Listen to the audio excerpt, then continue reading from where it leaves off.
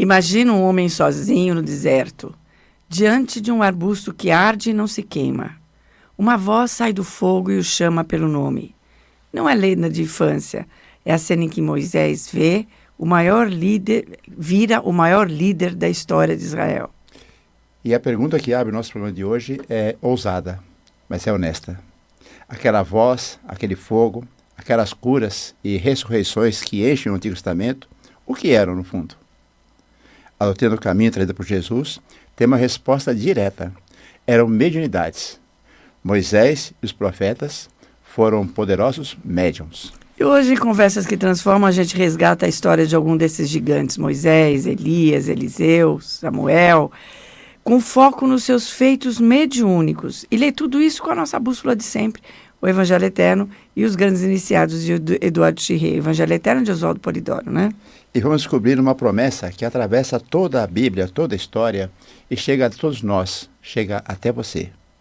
Deus prometeu derramar o seu Espírito não sobre um ou dois escolhidos, mas sobre toda a carne, sobre toda a humanidade, sobre todo mundo. Profeta, vidente, médio, sinais, curas, prodígios, é uma só chama profética passando de mão em mão, de era em era, até hoje. E é disso que a gente conversa agora. Conversas que Transformam. Seu podcast sobre espiritualidade. Uma conversa sobre o que é importante para a sua evolução, para você aproveitar melhor a vida. Uma conversa que transforma. Seja bem-vindo, seja bem-vinda a esse Conversas que Transformam. A gente está te lembrando que ainda é o mesmo programa divinista de sempre, só que com essa carinha nova, essa estrutura nova, essa roupagem nova, mas os temas são os mesmos, a gente continua aqui com os mesmos objetivos, né?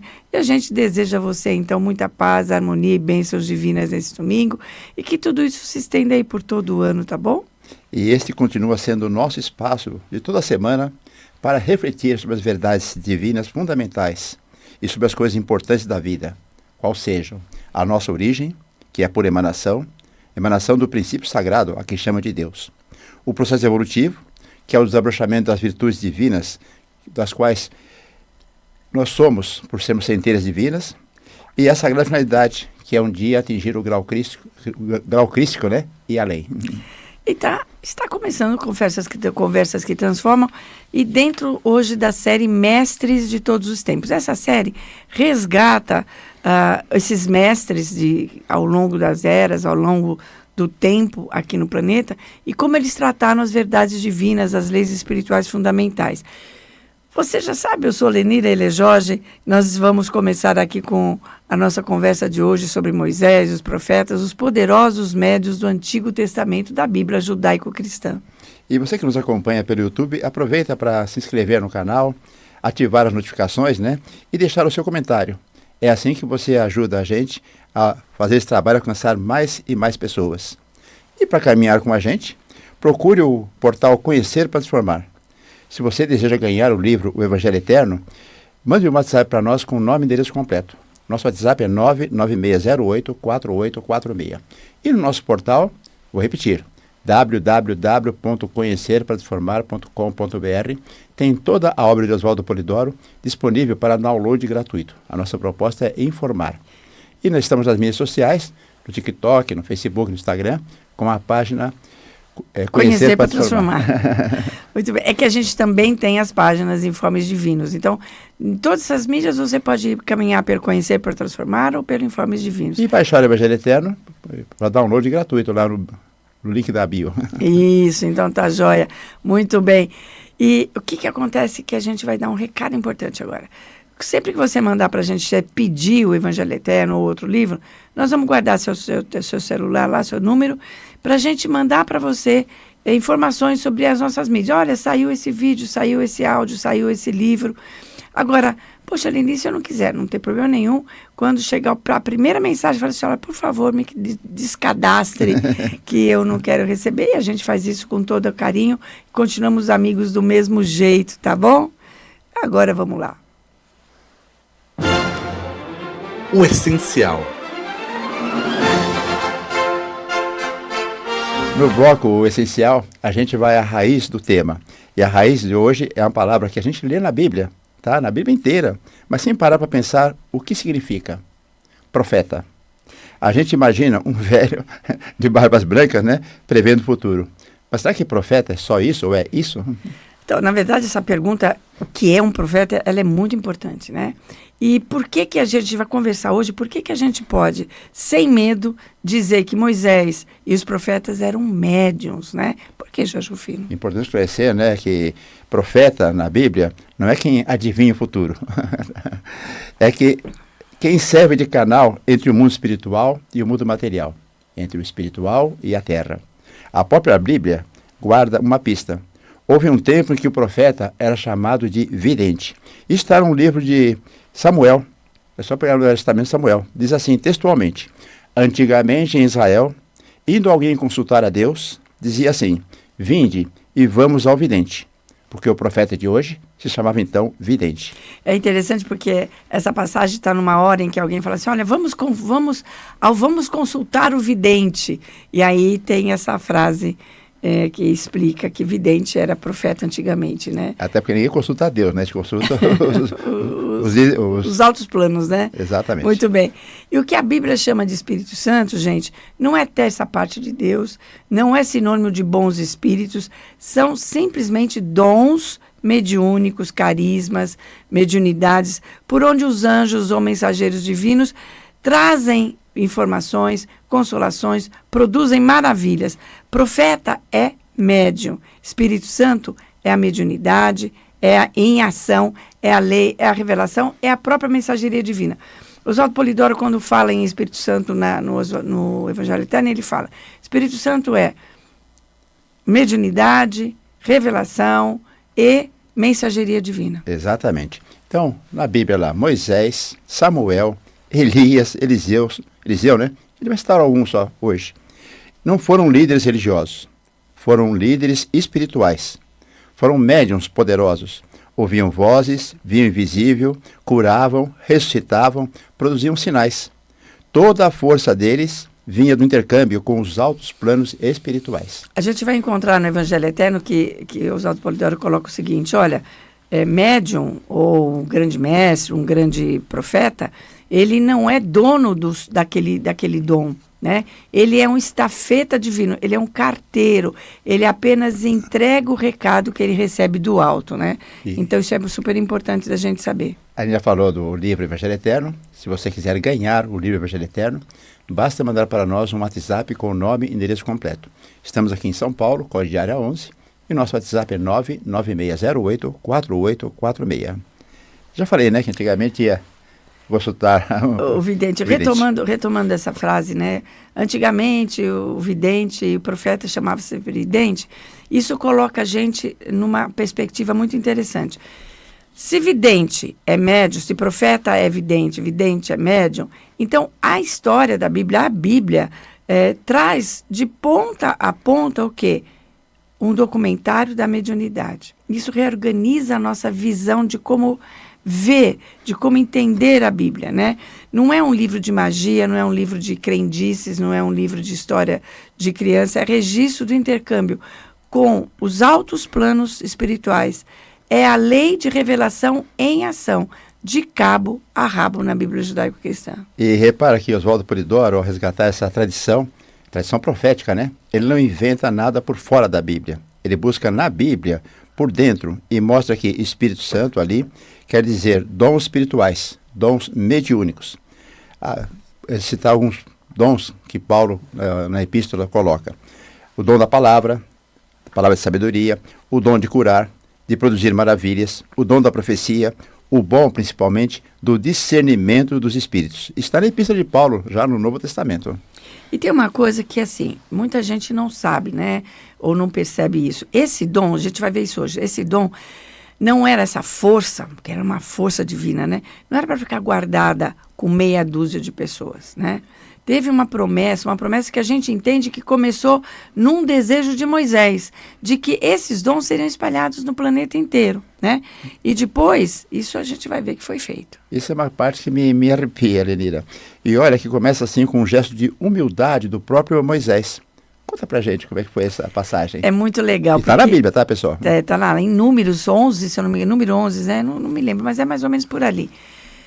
Moisés já tinha saído do Egito, já estava atravessando todo o deserto, muito difícil, muita gente, muito problema. E uma hora ele começa a reclamar com Deus. Olha, Deus, eu não aguento. O que eu fiz para merecer tudo isso? Todo mundo vai reclamar comigo, eu não aguento. Só reclamam. Só reclamam comigo, eu tenho que decidir de tudo. Me ajuda, não aguento mais. Ou então me tira daqui, olha só, me tira daqui, né? Só chegava para Moisés e falava, mestre, roubaram minha galinha. Mestre, briguei com meu irmão. Me tira daqui. Então ele falou assim, olha, é o seguinte, junte os 70 anciãos, esses anciões, não é? Anciões. Não era qualquer um, eles eram líderes espirituais também na comunidade, eram conhecedores. Junta eles na tenda da congregação, que era um local de consagração, de reza, de conselho político, tudo lá, etc. Que eu vou repartir o meu dom sobre eles, né? Então, olha só que interessante. Naquele momento, esses 70 começaram a profetizar também, né? Então, só que acontece o seguinte, tinham dois deles que ficaram lá no campo. Não estava na tenda de Moisés. Não estava. Eldade e Meldade, chamam os dois. E vem alguém e diz assim para ele, Moisés, fulano e Beltrano, né, Eldade e Meldade, começaram a profetizar, quer que a gente o cale? Aí o Moisés falou, mas o que é isso? Você está com ciúmes de mim? Não, deixe. Quem dera, aí vem o desejo maravilhoso, humilde de Moisés, que tendo o poder, queria dividir com todo mundo. Quem dera que Deus desse do seu espírito e todo o povo profetizasse. Então, todo o povo, né, Jorge? Exatamente. E o que Moisés fez é lindo e é revolucionário. Em vez de guardar para si os dons, Moisés desejou o contrário, que esse dom fosse de todos. Ele não quis ser o único canal, quis um povo inteiro de médiuns. Quem dera que o Senhor desse seu espírito e todo o povo profetizasse. Vou repetir porque é importante. Isso está na Bíblia, no Velho Testamento, no livro de Números, capítulo 11. Então, veja bem, e esse desejo foi acolhido pelos planos espirituais, né? É claro que isso também já estava dentro da programação divina de informes para o planeta, mas foi acolhido pelos planos diretores do planeta, e aí a gente vai ver na boca de Joel, na boca de Isaías, uma promessa em resposta a isso, né? Joel, a gente já vai trazer daqui a pouquinho a frase completa dele. Os jovens vão ter visões, os idosos, os velhos... Quer que eu leia? Depois você lê. Mas em Isaías eu trouxe aqui. Derramarei meu Espírito Santo sobre a tua semente e a minha bênção sobre a tua descendência. Isso está em Isaías, que é um dos profetas que a gente vai ver hoje, se der tempo. Importante, isto, né, é a generalização da revelação. Revelação, repetimos, são os dons mediúnicos em ação, né? Em funcionamento. O que era esotérico, reservado à escola de iniciáticos, seria generalizado, aberto a todo o povo, e é a espinha dorsal da doutrina do caminho, vivida e ensinada por Jesus. Oswaldo Polidoro fala muito disso no livro Evangelho Eterno. Se você quiser ganhar o livro Evangelho Eterno, para ter na sua casa, poder ler, estudar, discutir, né? Mande para nós um WhatsApp com nome e endereço completo. Nosso WhatsApp é 996084846. Pode falar. Entre no nosso portal e baixe gratuitamente também. Não só esse livro, como outros que lá estão. Nosso portal é www.conhecerparatransformar.com.br. E agora você traz a frase de Joel. Ah, sim. Derramarei o meu Espírito Santo sobre toda a carne, e vossos filhos e filhas profetizarão. Vossos jovens terão sonhos e Está tudo de novo. Começa de novo, Jorge Rufino. Derramarei do meu espírito sobre toda a carne, e vossos filhos e filhas profetizarão. Vossos velhos terão sonhos, e vossos jovens terão visões. Então, retomando aqui. Sobre toda a carne, quer dizer, sobre toda a humanidade. Não é sobre uma casta, não é sobre um grupo, não é sobre uma religião, não é sobre um clero, é sobre toda a carne. Isto é a chamada democracia espiritual em estado mais puro. É sobre todo o povo, nação, sem extinção. Falar em letras garrafais. Caixa alta. Os dons mediúnicos são para todos, não para poucos. Exatamente.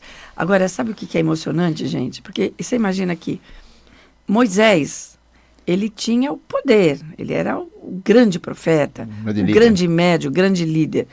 E ele não quis guardar isso para ele. né? Ele pede que isso seja repartido com todos, muito diferente dos líderes religiosos de hoje em dia. Muito diferente, né? Sim. Então, quem dera que todo o povo profetizasse é o oposto da vaidade religiosa, da vaidade pessoal, né? Isso é muito legal. Então, dando uma resumidinha, bem bonitinho, ó. Profeta e vidente, a mesma coisa. Vidente é médium, e a Bíblia inteira é a história desses médiuns, desses profetas, desses videntes, né? Deus prometeu derramar o seu espírito sobre toda a carne, que significa sobre toda a humanidade, não sobre uma casta, sobre uma pessoa, sobre uma nação, mas sobre toda a carne. E isso vai ser feito com Jesus no dia da festa de Pentecostes, lá atrás não mais, nós estamos nos profetas, é lá na frente, depois que Jesus ressuscita, depois que ele volta em espírito, se comunica em espírito com os apóstolos. Então há aquela eclosão mediúnica em que todo mundo vê aquelas línguas de fogo descendo, é um efeito físico, né? E os apóstolos começam a falar em línguas diversas. E se alguém esqueceu, né, ou não lembra, ou não leu ainda, Jesus diz assim: recebereis a virtude do Espírito Santo e ser-me-eis testemunha na Judéia, em Samaria e até os confins da terra.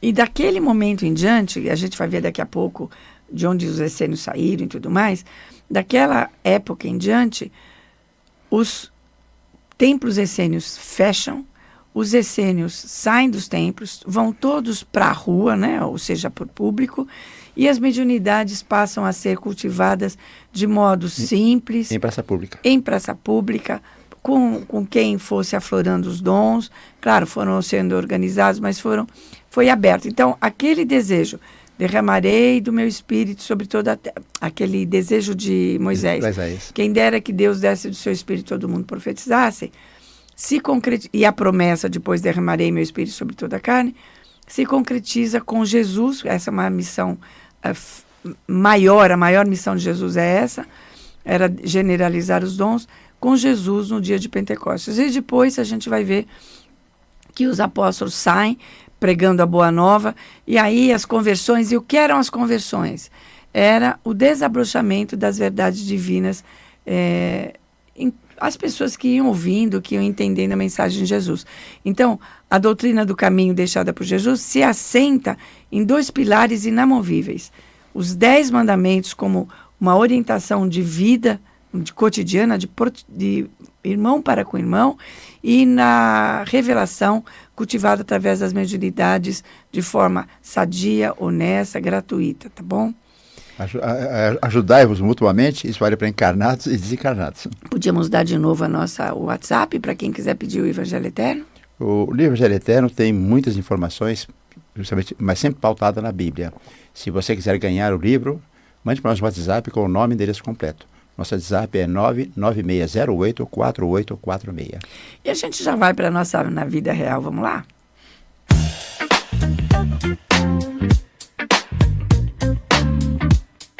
Na vida real.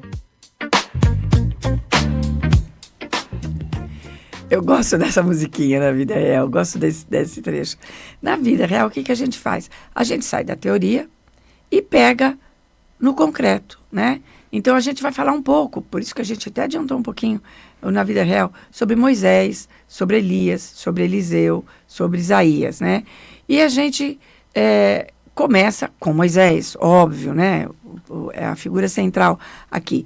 E porque uma coisa é dizer, Moisés era médio, outra é olhar o que ele fez, tudo o que ele fez. Porque é fácil ouvir falar, né, de sarça ardente, de coluna de fogo, mar que se abre, e achar que é história para criança.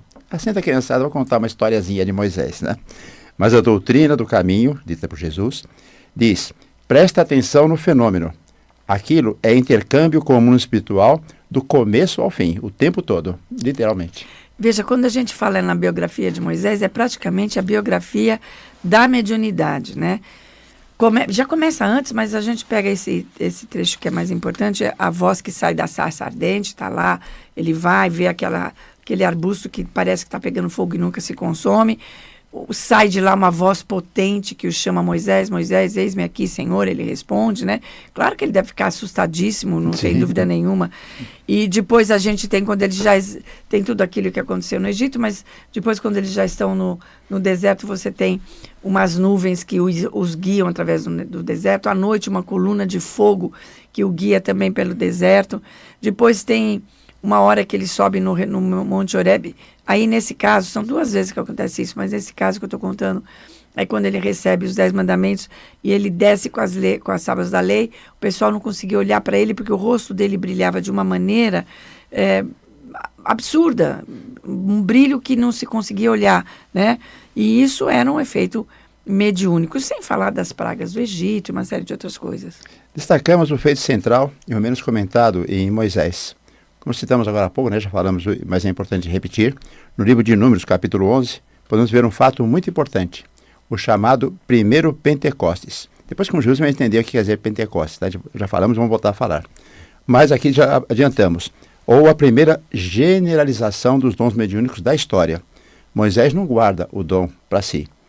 Deus torna o Espírito que estava sobre ele, o Espírito que estava sobre ele, e reparte com os 70 anciãos, que passa a profetizar. Tá? Que passa a manifestar os dons mediúnicos junto com Moisés. E o dom deixado de ser só para um é para todos, de modo generalizado.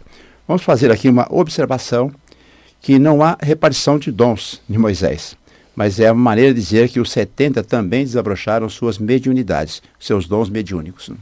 Então, é importante frisar isso, porque na Bíblia está assim, Deus, né, que no caso não foi Deus que falou com ele, foi provavelmente Jeová, um grande espírito, tá? Deus não fala.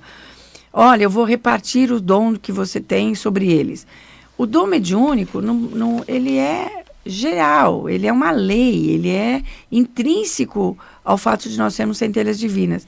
Então, na verdade tinha condições, aqueles 70, de serem desabrochados, terem seus dons mediúnicos desabrochados. E foi isso que aconteceu, né? E tem uma outra passagem para falar de rosto flamejante, de rosto brilhante. Quando Moisés sobe no Monte Sinai, que Deus ou um alto espírito fala para ele, você vai subir lá, ao longe você vai ver a terra prometida, mas você não vai entrar porque você cometeu aí um deslize comigo. E realmente ele não entra. Aí os 70 sobem com ele. Os 70 vêm à terra prometida.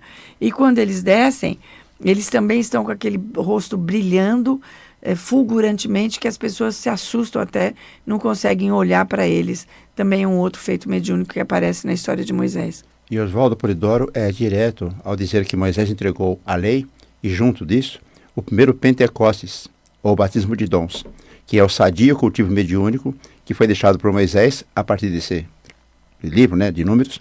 Lei e mediunidade nasceram juntas, no mesmo pacote, na missão de Moisés. Por isso que Oswaldo Polidoro diz que a lei veio pela revelação. Revelação é a lei onde se praticam os dons mediúnicos. Vou repetir. Oswaldo Polidoro diz que a lei veio pela revelação. A lei veio pela a lei veio pela revelação. Porque foi entregue por Moisés por meio dos dons mediúnicos. Então é importante ver, olha, os 10 mandamentos, que é a orientação de como nós devemos viver em sociedade, e os dons mediúnicos, é um pacote só, né? Um dá testemunho do outro, o outro dá testemunho do um. Muito bem. E a gente ainda não pode esquecer a questão de outros feitos de Moisés. O maná que descia do céu para... É uma espécie de uma semente que eles faziam uma farinha, um azeite, que alimentava o povo. O povo reclamou que só tinha aquilo, não aguento mais comer pão. Aí vieram codornizes. Tem aquele grande feito da abertura do Mar Morto para que todos passassem lá com o pé no seco ali. E tudo que aconteceu antes no Egito para eles saírem, né? Mas nada supera a entrega da lei, nada supera o momento em que ele traz as tábuas da lei, recebe os 10 mandamentos, e nada supera o momento da primeira generalização dos dons mediúnicos que aconteceu com ele. E a gente vai... Antes de iniciar esse bloco, posso passar o WhatsApp? Pode. Para quem queira ganhar o livro Evangelho Eterno, estamos em São Paulo, Código de área 11, e mande para nós o nome e endereço completo no WhatsApp, tá difícil hoje, hein? 99608-4846. Pois é, a gente volta já no segundo bloco do nosso programa. Fica aqui com a gente, tá bom? Moisés entregou a lei de Deus e o primeiro Pentecostes ou batismo dos dons da história, como devem ler no livro dos Números, capítulo 11. Nós estamos aqui hoje falando sobre os poderosos médiuns do Velho Testamento. O Novo também tem, né, Jorge Rufino? Visite o nosso portal www.conhecertransformar.com.br. E se você quiser ganhar o livro Evangelho Eterno, mande para nós um WhatsApp com o nome e endereço completo. Nosso WhatsApp é 99608-4846. Então, nós falamos no primeiro bloco sobre o desejo de Moisés de que os dons mediúnicos fossem generalizados, como eles foram generalizados com ele a primeira vez, através da repartição dos dons mediúnicos com os 70 anciões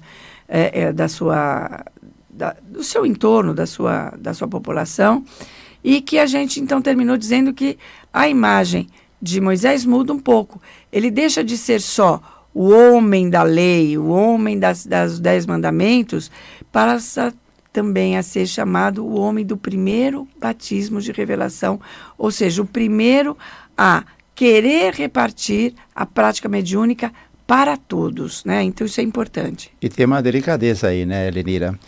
Pode parecer que os 70 viraram médios não por mérito próprio, mas por uma concessão. Mas não é bem assim, tá? Não eram anciãos quaisquer. Eram líderes, sacerdotes, provavelmente tinham condições mediúnicas que precisavam ser afloradas. É que nem você chegar num centro espírita hoje, alguém põe a mão e sai recebendo os dons mediúnicos. Não, tem que ter um histórico seu também. Dizer que foi o Espírito que estava sobre Moisés, que foi repartido, como chama, de uma vela que acende 70 outras, sem diminuir a intensidade da vela. Isso é uma figura de linguagem. Os dons podem realmente aflorar sobre todos. Oswaldo Polidoro diz, tudo é médium. Não só todos é médium, mas tudo é médium. Então, é legal essa coisa da vela, porque bate um pouco com aquilo que a gente comentou. Não é repartir os dons de Moisés para os outros, né? Então, quando eu acendo a vela numa vela com a outra vela, a primeira vela continua bonitinha lá acesa. A segunda começa a ficar acesa. A terceira... Então, é assim... É o dom passando adiante um por um, era por era, mestre por mestre, né? E assim que a revelação atravessa os mestres de todos os tempos. Então, veja bem, Moisés teve o poder na mão e pediu para dividir esse poder. Que isso fique como marca para nós, para que nós, hoje, possamos avaliar as atitudes, o modo de agir, e como que os líderes, dito líderes espirituais da humanidade hoje em dia agem. Eles fazem isso também ou não? Ou guardam o poder para si, ou comandam massas a seu bel prazer? Não é uma reflexão que a gente abre aqui, tá bom? Não é para ter vaidade, é para ter responsabilidade. Exatamente. E agora a gente vai para o Papo Aberto, porque tem bastante coisa para contar lá.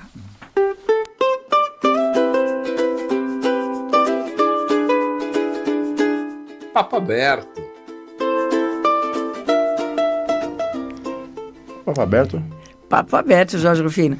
No Papo Aberto a conversa já abre vem aqui pra gente e abre pra gente chamar 3 dos grandes gigantes da história profética de Israel. Samuel, Elias e Eliseus. 3 médiuns, 3 estilos, uma só chama e o mesmo dom sendo exercido. Moisés é o mais conhecido, acho que todo mundo de modo geral. Mas a gente fica estupefato quando a gente lê sobre Samuel, sobre Elias, sobre Eliseu. E começa pelo Samuel, que ele tem uma cena de infância que é de arrepiar, tá? Está escrito assim na Bíblia. Um menino deitado no templo, ouvindo uma voz no claro da noite. E o velho sacerdote ensinando ele a responder. Então, o Espírito fala com ele e ele responde. Puro fenômeno mediúnico. Ainda criança, com Samuel. Lenira, quem foi Samuel, na verdade? Tá? Vamos situar. Nós vamos eu nem vou falar quem foi ele agora. Eu vou começar o seguinte, vamos começar com esse pedaço aqui que o Jorge contou. Ele era menino ainda, criança ainda, tinha um mestre chamado Eli. E eles estavam ali, dormindo no templo, umas alojamentos ali perto. E Samuel, criança, escuta uma voz que o chama. Ele acha que é o Eli que está chamando, tá? Então ele vai lá... Pois não, Eli, tô aqui. Não te chamei, vai dormir, menino, né? Vai, tome tempo, vai dormir, menino.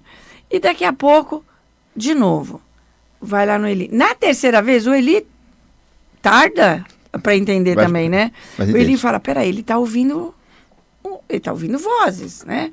Ele está ouvindo chamado. Ele fala assim, não, Samuel, é o seguinte, é o Senhor que está te chamando. Chega para ele e fala assim, eis-me aqui, Senhor. E o Samuel faz isso, né? Isso já era a manifestação de uma mediunidade clássica de clareaudiência, né? Então, ela estava ouvindo sobre esse chamado. E aí, e é na passagem de Samuel que tem aquela, na vida de Samuel que tem aquela passagem, depois a gente conta, quando ia consultar o vidente, o profeta de hoje era o vidente de antigamente. Chamava então né? vidente. Chamava tão vidente. E ele restabeleceu aí essa comunicação de voz direta com os altos planos da vida. É muito, muito legal dele. E ele praticava no dia a dia, né, Lenira? Consta lá que ele encontrava aquele ou aquilo que estava perdido, ele ungia reis, ele lia o invisível, ou seja, ele restabeleceu a revelação de modo divino, né, de modo audível, direta. Ele conjurou tempestades, fez profecias sobre os reis, sobre as monarquias. Mas vamos trazer principalmente um feito institucional que é mais duradouro. Se Moisés desejou a 70 anciãos daquele tempo, Samuel criou as confrarias, a escola de profetas, a primeira escola de médiuns da humanidade. As confrarias de Samuel, que guardariam o cultivo da revelação contra reis e, principalmente, contra o sacerdócio já corrompido. Porque o que acontece? Desde aquela época de Moisés, os dons eram praticados e eles começaram a ser perseguidos pelos reis. Então, era uma luta danada. Então, Samuel, ele não foi só um médium, ele foi um reorganizador de culto mediúnico em Israel, né? Uma escola de profetas. Ele estabeleceu, liderou essa comunidade em Ramá, mais ou menos 8 quilômetros de Jerusalém, em Naiote. Naiote, na verdade, não é nem um local, é um tipo de habitação, um tipo de localização, né? Então, esse feito transformou a estrutura espiritual da nação israelita, criando aí um ambiente de adoração, de prática mediúnica mais seguro, forte, guardado, né? Tanto é que isso aconteceu na época de Saul. O que acontece com Saul? Saul meteu o pé pelas mãos, estava lá traindo o Deus de Israel, e o Samuel vivia botando o dedo no nariz dele. Olha, você está errado, está errado, está errado. Então o Saul tinha uma bronca danada de Samuel. E aí o Samuel falou assim para ele, olha, é o seguinte, veio a comunicação do alto, você vai deixar de ser rei e outro será rei no seu lugar. E Samuel recebe uma ordem divina dos altos planos espirituais para ir até um certo local, onde ele iria ungir, escolher um dos filhos de Jessé, que era um homem temente a Deus, para ser o futuro rei de Israel. E o que acontece? Ele não escolhe nem o mais velho, nem o mais forte, não é ele que escolhe, vem um sinal para ele escolher, ele escolhe Davi. Davi vocês conhecem, da história de Davi, Golias e Davi. E aí o que o Saul fica bravo da vida e fala, não, com esse fracote eu posso, eu vou acabar com ele antes que ele se torne o rei de Israel. Começa a mandar guardas atrás de Davi. Davi se refugia na escola que Samuel tinha organizado, né? Já estava lá em pleno funcionamento, com muitos médios e tudo mais. Quando os guardas chegam para prender o Davi e levar para Saul, os guardas têm os seus dons mediúnicos aflorados. Isso acontece com 3 guarnições de guardas que ele manda. E aí eles voltam e falam, nós não podemos, porque Samuel é um profeta poderoso, nós somos profetas agora, não podemos fazer isso. Aí o Saul fala, pera, deixa que eu vou. Ele pega lá uma guarnição e vai. E acontece a mesma coisa na frente de Saul, e o próprio Saul tem os seus dons mediúnicos desabrochados. Olha a força daquela escola. Eu estou rindo aqui, Lenira, porque eu ia falar, tem uma passagem depois que ele desencarna, ia virar para você e falar, você que lembra, conta aí. Você ia falar, Jorge, eu não lembro, eu li, eu não estava lá, eu li a respeito. Então, um episódio marcante de Samuel, depois de desencarnado, ele ainda se comunica. E a Bíblia registra o encontro dele com a pitonisa de Endor, a médium de Endor, né? Isso prova que a morte não corta a comunicação. É intercâmbio entre encarnados e desencarnados. Exatamente o que o Pentecoste veio generalizar. O que acontece? O Saul estava perdendo a guerra para os filisteus, e ele rezava e não adiantava nada, né? Então ele falou assim, vamos consultar uma vidente, vamos lá na pitonisa de Endor. Contra um próprio decreto dele que dizia que ninguém podia consultar as pessoas desencarnadas, os espíritos. E aí ele chega para a pitonisa e fala assim, olha, eu quero falar com o Samuel. E o Samuel vem, dá uma bronca danada nele e fala assim, olha, você está todo errado, você vai ser destronado, pode esquecer. Né? Então veja que interessante, Samuel se comunica depois de desencarnado. Olha a importância da chamada escola, as confrarias de Samuel. Samuel fundou, né, a chamada confraria, e séculos depois chegaram nos cenáculos essênios, onde João Batista e Jesus se formaram, se prepararam para a vida pública. Então Samuel é um elo decisivo na chamada linha profética, a escola que guardou a chama até poder entregá-la com a chegada do Mestre Jesus. Então, há uma continuidade, né?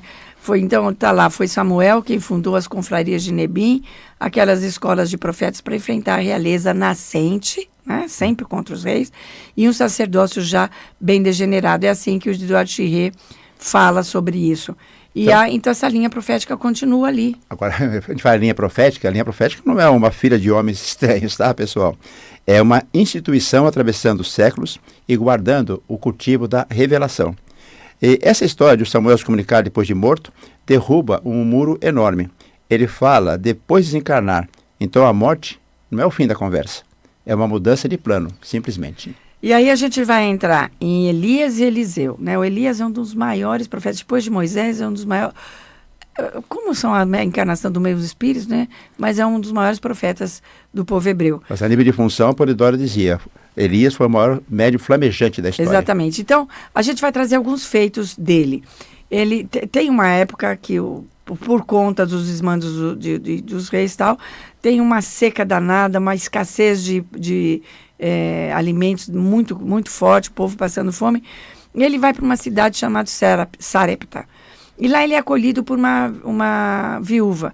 E no pote da viúva, ele faz com que apareça, com que se produza farinha e azeite. E durante todo o tempo que ele está lá e todo o tempo que durou aquela seca e aquela escassez de alimentos, ela não teve mais falta de alimentos.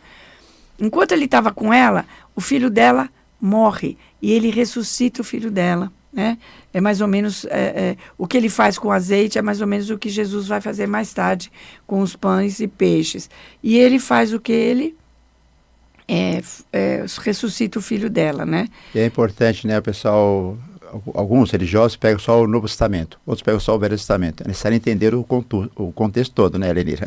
E eu queria até contar também, Jorge, uma passagem icônica, maravilhosa, que é quando ele fala para o Saul, porque o que aconteceu, não é nem Saul, é Acabe.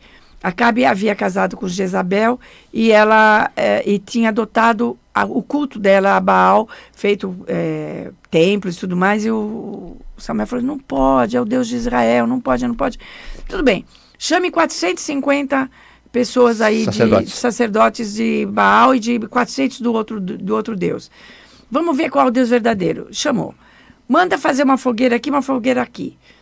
Vocês, 850 médiuns. Põe lá uma carne, lá um servo. Um servo lá. E reza para o Deus de vocês acender essa fogueira do céu. E eles rezam a manhã toda, esse flagelo e tudo e nada. Aí ele falou assim, agora é minha vez. Pôs lenha verde, que não pega fogo. Mandou jogar águas e águas, litros e litros de água. Rezou e veio aquele fogo sobre imediatamente, que queimou até as pedras. Imagina, queimou até as pedras. Então aí o povo, ai, glória a Deus, o Deus de Israel é o único Deus, etc e tal. Então olha o tamanho dos feitos que ele faz. E aí tem a questão da morte dele também. Exatamente. Agora Elias não vê a morte comum. Ele, na hora de desencarne dele, na verdade, ele sobe num carro de fogo, num turbilhão. Para a doutrina, é a saída do espírito de altíssima estatura, testemunhada pelo discípulo, porque Eliseu está lá junto com ele. Ele recebe ordem de cruzar o Rio Jordão, porque lá, local dos grandes feitos mediúnicos, ele seria arrebatado para o alto. Lá, usando seu manto, ele abre o Rio Jordão e atravessa, ele e Eliseu, o que é o discípulo dele, né? Que o segue fielmente e atravessa o rio a seco. Olha que interessante, ele já tinha feito isso como Moisés, né? Quando abriu o rio, Mar Morto, né? O Mar Vermelho. O Mar Vermelho? É. Aí eu sempre confundo quem é qual mar. Ele abriu um mar, Acho que né? o vermelho morreu. Ele abriu um mar. Muito bem. E aqui ele faz a mesma coisa. O que acontece? Ele recebe essa ordem, próximo da morte dele, ele recebe essa ordem de cruzar o Rio Jordão e atravessar para o outro lado, porque era um lugar onde os grandes feitos mediúnicos tinham acontecido. E o Eliseu vai atrás dele. O Eliseu é um discípulo. Ele fala, não, vai embora, não vem atrás de mim, não, eu não vou te deixar sozinho nem nada, vou atrás de você. E ele vai, ele faz aquele grande abertura do Rio Jordão, eles atravessam o Rio Jordão, e o Eliseu fala assim, mais ou menos como 70, né? Olha, passa para mim seus dons, passa para mim a sua missão, eu quero continuar a sua missão, porque ele fala que ele vai desencarnar, né? E engraçado é que ele fala que ele quer os dons em dobro, mais que o mestre. Passe a sua parte dobrada, né? Ele não confia muito nele, sua parte dobrada. E aí, o que acontece? Elias fala para ele, olha, eu não posso fazer isso, mas se você conseguir me ver na hora do meu desencarne, então isso lhe será dado. O que acontece? Eles atravessam o Rio Jordão, aberto lá no seco, ele vai para o outro lado, aí aparece a carruagem de fogo. Essa carruagem, na verdade, Elias não sobe nela. Ele passa entre os dois, então Eliseu vê, sobe essa carruagem, abre um turbilhão de fogo também, e Elias é arrebatado nesse turbilhão. Quando Elias é arrebatado nesse turbilhão, o manto dele cai para Eliseu, porque Elias usava muito o manto dele para fazer os efeitos mediúnicos, né? E então, na hora que cai esse manto sobre Eliseu pega o manto, é a chama mediúnica passando adiante, exatamente como passou Moisés para os 70. No livro Os Grandes Iniciados, de Eduardo Cherré, está escrito assim: eles foram verdadeiramente as sentinelas do Eterno, e como disse Eliseu ao seu mestre Elias, e as carruagens e os cavaleiros de Israel, os grandes mestres. Mas tem a história de Eliseu também. Sim. Eu vou contar a história de Eliseu também. O que acontece? Quando Eliseu, que é um pouquinho antes dessa frase, Eliseu recebe isso, já na volta ele usa o manto de Elias e abre o Rio Jordão. Ele já tinha assumido. Imediatamente. Ele também, na casa de uma outra viúva, ele também faz aumentar a comida. A multiplicação, a multiplicação dos pães, né, no caso da comida aqui. Dos pães, né? E ressuscita também. Ressuscita também. Ou seja, esse fenômeno todo está sempre presente na Bíblia, pessoal. Ele ressuscita o filho também, ressuscita outras pessoas, cura. Então, ele realmente passa a fazer os efeitos mediúnicos e ele dá continuidade à linha profética de Elias, né? Tem coisa que os olhos da carne não vê, é uma passagem lá de uma guerra entre os exércitos, e ele, impondo as mãos, faz que a pessoa veja exatamente o que está acontecendo do lado espiritual. O que acontece? Eles estão perdendo mesmo meio a batalha, e os seus servos estão desesperados, né? Se sentindo abandonados. Aí ele reza, princípio sagrado, e fala, olha, abre a visão, abre a vidência deles. Aí eles abrem a vidência, aí eles veem todos os exércitos celestiais com eles, os anjos ali dando força, isso dá força para eles, né? Olha que sequência: cura, multiplicação de alimentos, né? Ressurreição, clarividência. Se a gente lê isso sem preconceito, isso está claro que é um catálogo de dons mediúnicos, os mesmos que Paulo, lá no Novo Testamento, depois, lista na carta, na epístola, né, aos Coríntios. E olha só, é o fio. Elias passa para Eliseu, Moisés deseja, Samuel monta cria a escola de profetas, Elias passa para Eliseu, Samuel passou adiante, então, para toda a humanidade. E é isso o Mestre de Todos os Tempos, resgatando aí, em muitas mãos, uma só chama, deixando aí os dons mediúnicos agindo, em funcionamento. E a gente não pode deixar de trazer uma advertência de Jesus, depois que ele falou sobre os dons e tudo mais. Ele fala assim, presta atenção, quem pecar contra o Filho do Homem, que é ele próprio, será perdoado, mas quem blasfemar contra os dons do Espírito Santo será réu neste mundo e no porvir. tá? Porque é lei. É lei divina, não pode nunca ser maculada, não pode nunca ser extinta no planeta. E agora a gente vai para o Bombom nas Redes.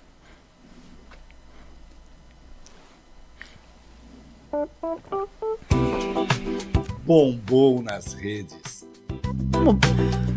E não podia ser diferente, né? Falar sobre mediunidade.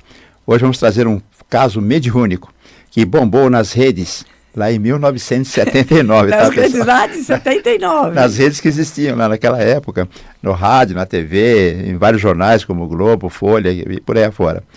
Que é o caso de uma das cartas de Francisco Cândido Xavier, que serviu como prova numa ação criminal. Isso é importante. Então, teve um julgamento, dois rapazes estavam lá numa casa deles, amigos, e um matou o outro, tá? A gente já vai ver o que aconteceu. Então, foi um julgamento que aconteceu em 79, lá em Goiânia.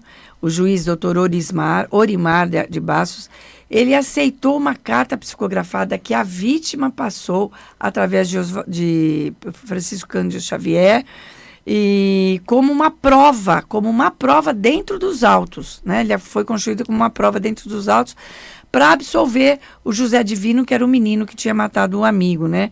E isso causou um grande abalo, um grande furor, foi comentado na nossa imprensa e também na imprensa nacional e internacional. Parabéns ao juiz que teve a coragem de colocar assim: temos que dar credibilidade à mensagem. Haja visto que o médium Francisco Cândido Xavier é uma das pessoas mais respeitadas nesse país, cuja vida tem sido pautada, no decorrer dos anos, na prática do bem e da caridade, alheio a qualquer ganho material. Então, e ele trouxe um fundamento, esse foi o primeiro fundamento. O segundo fundamento foi um fundamento jurídico. Ele fala assim, o relato da vítima, através do médium, coincide integralmente com as demais provas dos autos. Então, não foi de bobeira que ele aceitou, né? E a ausência de motivos, não tinha motivo, eles eram amigos, né? Então, bate com as provas dos autos e a ausência de motivos para o crime. E a profunda amizade que mostra a profunda amizade que unia o acusado e a vítima, e a própria inconsistência do laudo pericial. Então, havia uma inconsistência no laudo pericial. Essa carta de Francisco Cândido Xavier confirma tudo isso.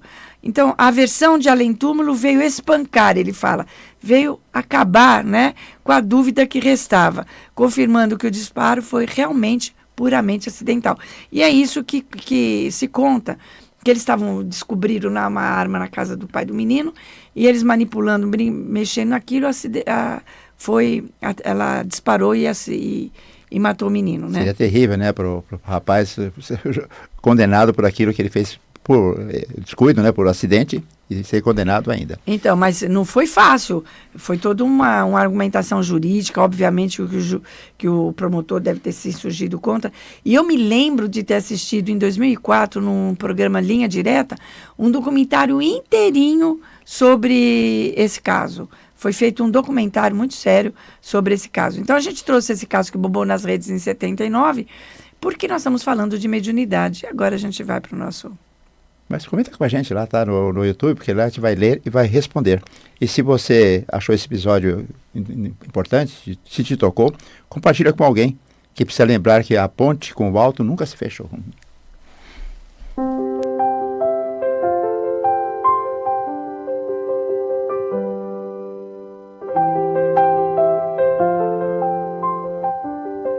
Momento de conexão. No momento de conexão, a gente recolhe tudo e transforma isso numa prece.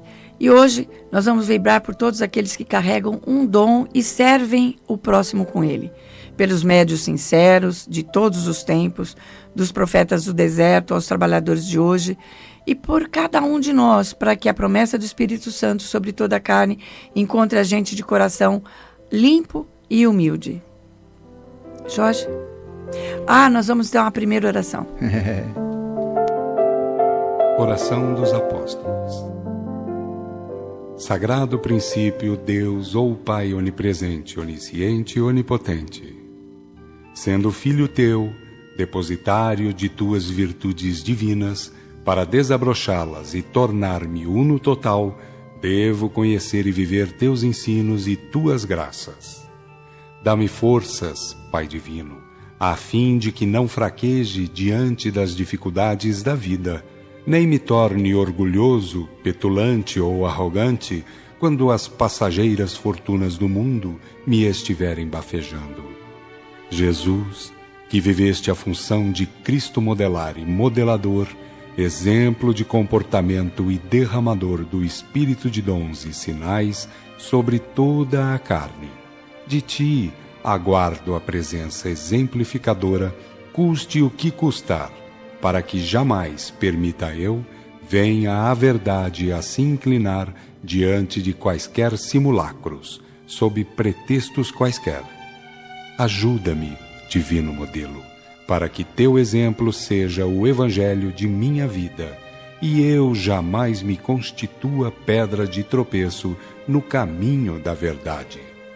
Santos anjos ou espíritos mensageiros, assim como estivestes subindo e descendo sobre o verbo modelar e modelador, produzindo aqueles grandiosos sinais e prodígios, aquelas maravilhosas curas, assim espero a tua presença e o teu auxílio. Não segundo minha vontade, porém, como seja por Deus designado, pois reconheço minhas relatividades, minhas falhas perante sua divina justiça.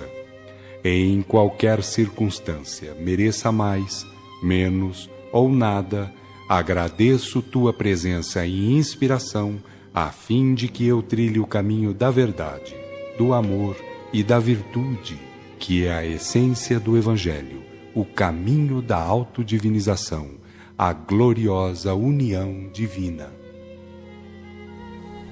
Conversas que transformam ficam por aqui. Hoje nós vimos que Moisés e os profetas foram poderosos médiuns, e principalmente que o dom que ardia neles não era ficar preso a poucos, mas é para toda a humanidade. Que a sua semana seja de escuta e de serviço. E lembre, a mesma chama que ardeu na sarça de Moisés, que chamou o menino Samuel, que desceu do Carmelo, de Elias, e abriu os olhos dos servos de Eliseu, quer arder também em você e em toda a humanidade. Que ele te encontre de coração aberto, sempre disposto ao serviço mediúnico. Viva os 10 mandamentos no seu dia a dia. Mantenha-se em estado de oração, que é fazer o bem ao próximo. A gente se encontra aqui na próxima semana, nesse mesmo horário. Conversas que transformam. Domingo, 8 horas da manhã. Fique com Deus no seu pensamento. Tenha um bom domingo. Fique com Deus.